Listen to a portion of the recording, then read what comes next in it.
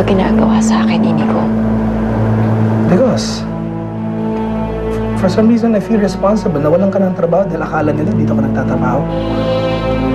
Sabihin mo sa akin, paano napunta ang emails mo sa computer ko? Your guess is as good as mine, and I think it's because someone from Legacy wants you out, and I think they want you out badly.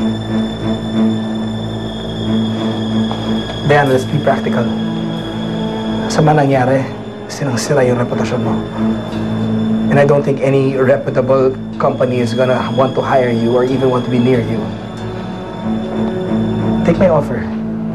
Kung masyado mababa, let's make it 250, 300. Hindi mo mabibili ang integridad ko. That's not what I meant. Please don't get me wrong. Diana, the way I see it, this is good for the both of us. Hinusgahan ka na ng mga tao. Hinusgahan ka na ng mundo. Diba? Totoo na lang natin to. They think you're working for me? Then work for me for real. Take my offer. I think this is the best way for you to redeem yourself and probably save your career.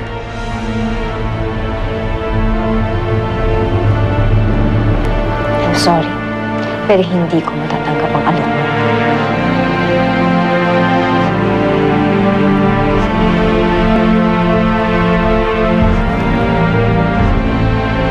Si Inigo po. Oo, yung may-ari po ng Lala, siya po yung nag-offer. Ano, anak? Hindi ko po tinanggap. Hindi mo tinanggap? Dapat po tinanggap ko? Desisyon mo yan, anak. May tiwala ako sa'yo. Sige po, pauwi na ako. O sige, mag-iingat ka, anak, ha? Oh, ano? Eh, trabaho na raw si Diana. Hindi niya tinanggap eh, kasi Lala pala yung nag-offer. O ano ngayon? Trabaho naman yun. Ano problema ng anak mo? Ano yung prinsipyo? Mapapakain ba tayo ng prinsipyo?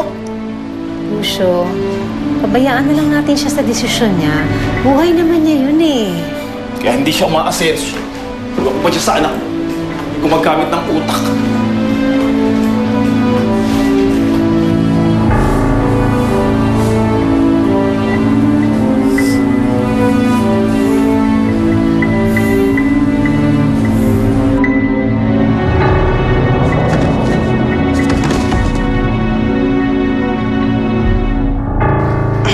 I told you to just go, right?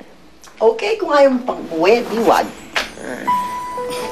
Sorry, ni Lola. I thought you were someone else. Pwede na daw ako umuwi? Yeah, pwede na. Kaya umuwi na tayo. I'm sure sawang-sawa ka na dito sa ospital. So, where's my dear mother? Is she even bothered that I'm leaving the hospital?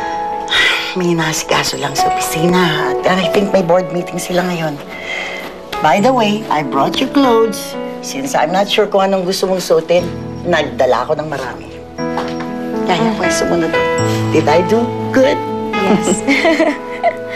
Thank you, Lola. Nay! Nay! Nay! Nay! Nay! Tatay Lucio! Nay! Nay! Nay! Tatay Lucio! Tulungan niyo kami! Nay? Nay? Well, how was your meeting with Diana?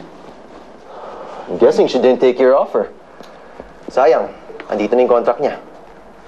Son, I hate to say this, but I told you so. Yes, you did, Pa. But I think she's gonna be back. This is far from over. I think this is just the beginning. Lahat ng tao may presyo, pati si Diana. So I'm promising you, she will be back. And you hold on to this. Ito na yung sinasabi ko sa inyo noon. Hindi kinaya ng gamot. Tuluyan ng makonstrict ang daloy ng dugo sa puso niya. Kaya kailangan siyang maoperahan sa lalong madaling panahon. Magkano po ba yung operasyon? Pinakamababa na ang $250,000.